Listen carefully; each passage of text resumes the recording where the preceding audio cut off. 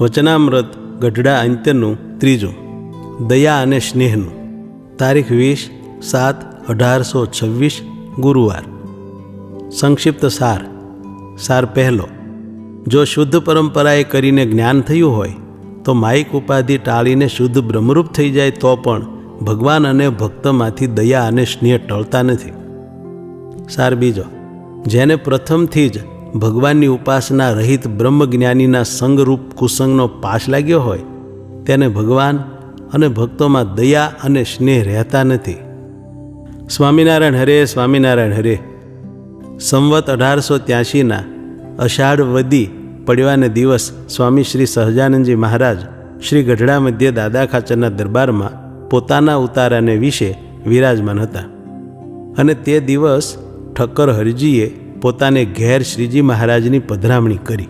ત્યારે શ્રીજી મહારાજ ત્યાં પધાર્યા.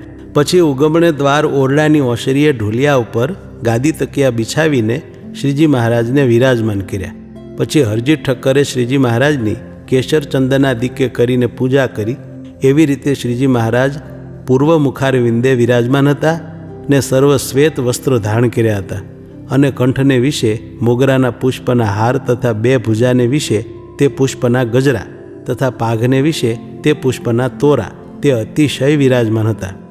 અને શ્રીજી મહારાજના મુખારવિંદની આગળ મુનિમંડળ તથા દેશ દેશના હરિભક્તની સભા ભરાઈને બેઠી હતી. તે સમયમાં શ્રીજી મહારાજે સર્વ સંત મંડળને પ્રશ્ન પૂછ્યો જે હરિભક્તના હૃદયને વિશે દયાને સ્નેહ એ 2 સ્વાભાવિક રહ્યા હોય ત્યારે સ્નેહનું સ્વરૂપ તો મધ જેવું છે, તે જ્યાં ત્યાં ચોંટે, અને દયાનો સ્વભાવ એવો છે જે જ્યાં ત્યાં દયા કરે.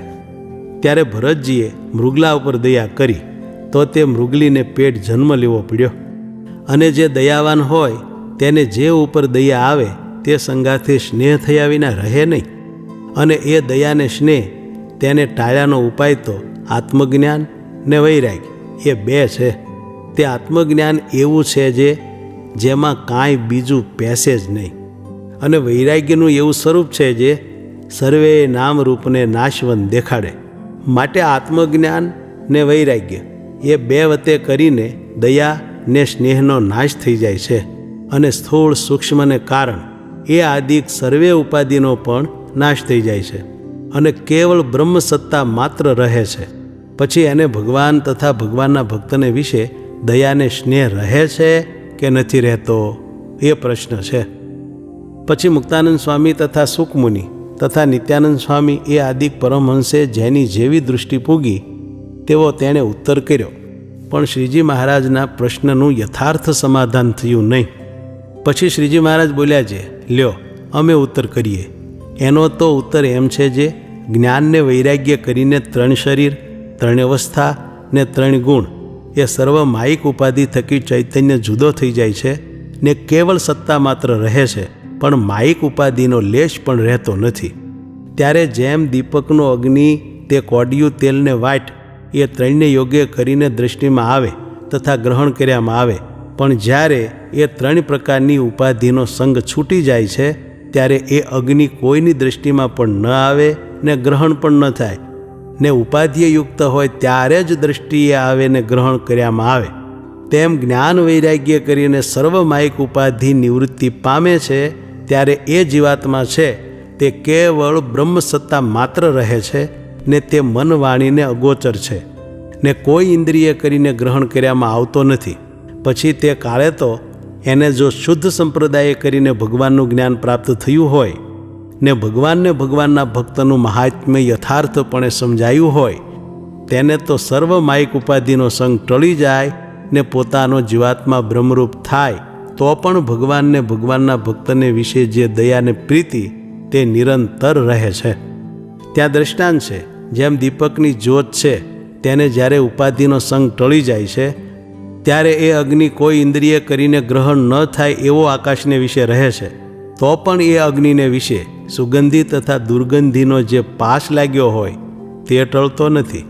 જેમ વાયુ છે તે તો અગ્નિ થકી પણ વધુ અસંગી છે, તો પણ તેને સુગંધી તથા દુર્ગંધીનો પાશ લાગે છે.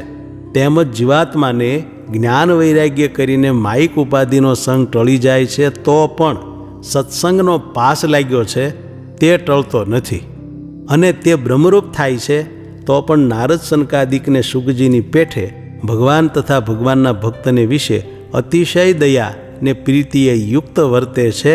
ત્યાં શ્લોક પરિનિષ્ઠિતોપી નૈર્ગુણ્ય ઉત્તમ શ્લોક લીલિયા ગૃહિત ચેતા રાજર્ષે આખ્યાનમ યદધીતવાન.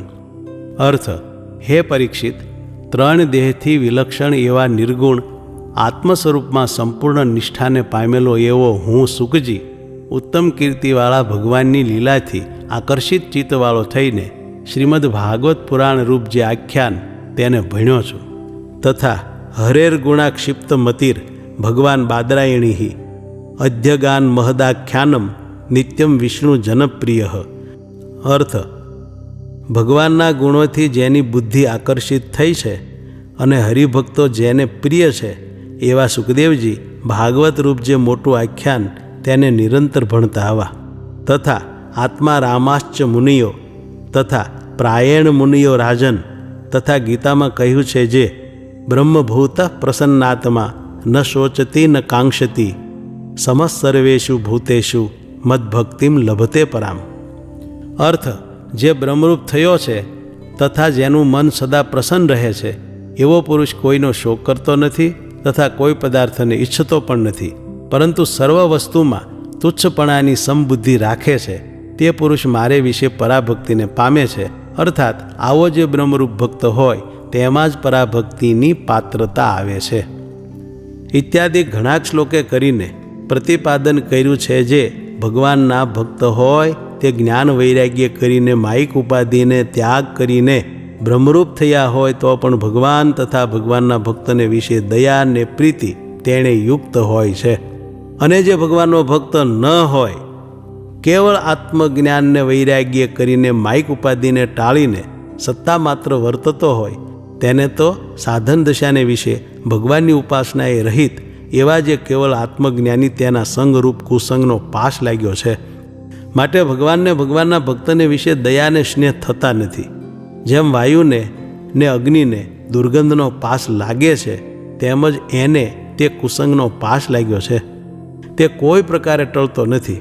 જેમ અશ્વત્થામા બ્રહ્મરૂપ થયો હતો પણ એને કુસંગનો પાશ લાગ્યો હતો. માટે શ્રી કૃષ્ણ ભગવાન ને તે ભગવાનના ભક્ત જે પાંડવ તેને વિશે દયાને સ્નેહ થયા નહીં. તેમ કેવળ જે આત્મજ્ઞાની છે તે બ્રહ્મરૂપ થાય છે તો પણ તેને કુસંગનો પાશ જતો નથી ને ભગવાનને ભગવાનના ભક્તમાં દયાને સ્નેહ થતા નથી. માટે ભગવાનના ભક્તને તો માયિક ઉપાધિનો સંગ મટી જાય છે તો પણ ભગવાન તથા ભગવાનના ભક્ત તેને વિશે અતિશય દયા ને પ્રીતિ વૃદ્ધિને પામે છે. પણ કોઈ રીતે દયા તથા પ્રીતિ ટળતી નથી, અખંડ રહે છે. એમ વાર્તા કરીને શ્રીજી મહારાજ જય સચ્ચિદાનંદ કહીને પોતાને ઉતારે પધાર્યા. ઇતિ વચનામૃતમ ગઢડા અંત્યનું 3 થયું.